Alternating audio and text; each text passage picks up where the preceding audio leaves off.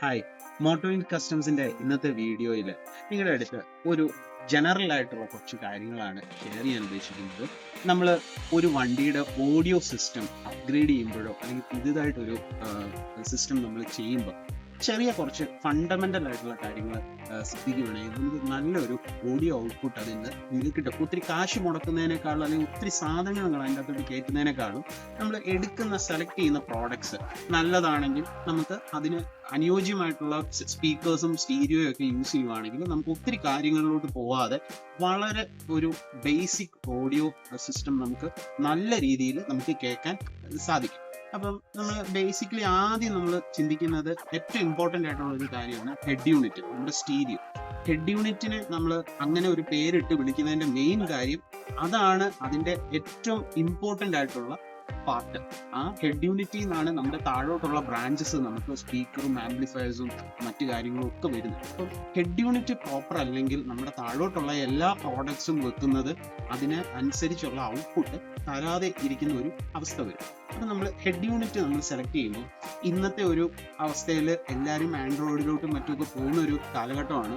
നമുക്ക് കാലം മാറുന്നതിനനുസരിച്ച് നമ്മൾ പോയാലേ പറ്റുള്ളൂ എന്ന് പറയുമെങ്കിലും ഇതിൻ്റെ അകത്ത് ഒത്തിരി പ്രശ്നങ്ങളുള്ളതും സബ്സ്റ്റാൻഡേർഡ് ആയിട്ടുള്ള പ്രോഡക്ട്സും നിങ്ങൾക്കൊക്കെ അറിയാവുന്ന പോലെ ആൻഡ്രോയിഡിൽ വരുന്നുണ്ട്. എന്നാൽ എല്ലാ ആൻഡ്രോയിഡിനെ നമുക്ക് ചീപ്പായിട്ടോ അല്ലെങ്കിൽ മാറ്റി നിർത്താൻ പറ്റത്തില്ല. ചില പ്രോഡക്ട്സ് നല്ല ബോർഡും മറ്റു കാര്യങ്ങളും ഒക്കെ ആയിട്ട് വരുന്നതുണ്ട്. നമുക്ക് പണ്ടത്തെ പോലെ ഇപ്പം സോണിയുടെ പൈനിയറിന്റെ ഒക്കെ ബ്രാൻഡഡ് ആയിട്ടുള്ള സ്റ്റീരിയോകൾക്ക് പോകാനും ഒരു ബുദ്ധിമുട്ടുള്ള ഒരു കാലത്താണ് നമ്മളിപ്പം നിൽക്കുന്നത്. ചില വണ്ടികളിൽ ഇത് വെക്കാൻ പോലും ചിലപ്പം സ്ഥലം കാണത്തില്ല. അപ്പൊ ആൻഡ്രോയിഡിൽ തന്നെ പോകാന്നുള്ളതാണ് പലർക്കും വയബിൾ ആയിട്ടുള്ള ഒരു സൊല്യൂഷൻ. സോ അങ്ങനെ പോകാനാണെങ്കിൽ പോലും നിങ്ങൾ ഒരിക്കലും വിലയുടെ കാര്യത്തിലോ ക്വാളിറ്റിയുടെ കാര്യത്തിലോ ആൻഡ്രോയിഡിൽ നിങ്ങൾ കോംപ്രമൈസ് ചെയ്യുവാണെങ്കിൽ നിങ്ങൾക്ക് താഴോട്ട് വെക്കുന്ന എല്ലാ ബന്ധപ്പെട്ടുള്ള കാര്യങ്ങളിലും അത് അഫക്റ്റഡ്.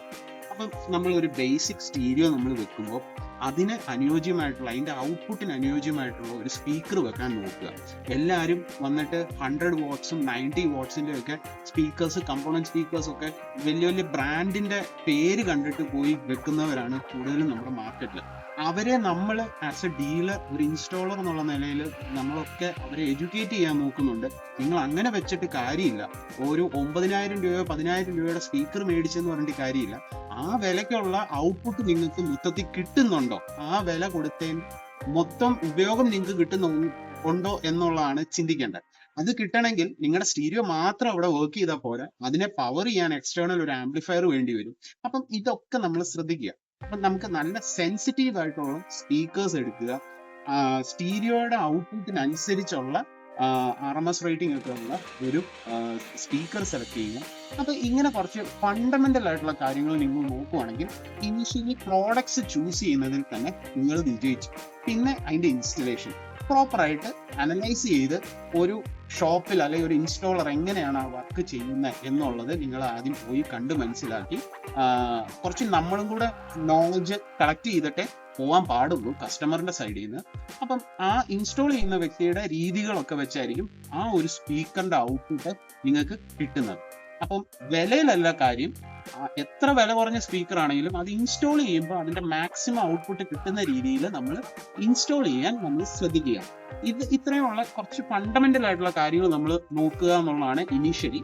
പിന്നെ ഇതിന്റെ മുകളിൽ ഒരു സ്റ്റെപ്പ് അപ്പ് ഒരു കുറച്ച് കാര്യങ്ങൾ നമുക്ക് വേണം. സബ് ഊഫർ വേണം, ബേസ് വേണം, ക്ലാരിറ്റി വേണം എന്നൊക്കെ പറയുമ്പോഴാണ് നമ്മൾ അടുത്ത സ്റ്റേജുകളിലോട്ട് നമ്മൾ ചിന്തിക്കുന്നത്. അപ്പം നിങ്ങൾ ബേസിക് ആയിട്ട് ആദ്യം ഒരു സിസ്റ്റം ഡിസൈൻ ചെയ്യുമ്പോൾ ഇങ്ങനത്തെ കുറച്ച് കാര്യങ്ങൾ ഡിസൈൻ വരുത്തുവാണെങ്കിൽ, സെലക്ട് ചെയ്യുന്നതിന് വരുത്തുവാണെങ്കിൽ നമുക്ക് അതിന്റെ ഫണ്ടമെന്റൽ ഔട്ട്പുട്ട് നമുക്ക് നല്ല രീതിയിൽ നമുക്ക് അതിന്റെ ക്രിയേറ്റ് ചെയ്യാൻ പറ്റും. ഇതാണ് ഞാൻ നിങ്ങളുടെ അടുത്ത് ഈ വീഡിയോയിൽ ഷെയർ ചെയ്യുന്ന ഒരു ചെറിയ തോട്ട്. എപ്പോഴും നമ്മൾ പൈസ ഒത്തിരി മുടക്കാതെ നമ്മൾ വെക്കുന്ന സാധനം ബ്രാൻഡഡോ അല്ലെങ്കിൽ അതിന് അനുസരിച്ചുള്ള ഒരു നല്ല പ്രോഡക്റ്റ് വെക്കുക. അതിൽ നിങ്ങൾക്ക് ഡെഫിനറ്റ് ആയിട്ട് നല്ല ഔട്ട്പുട്ട് കാറിൻ്റെ അകത്ത് നിങ്ങൾക്ക് കിട്ടും. Okay, thank you.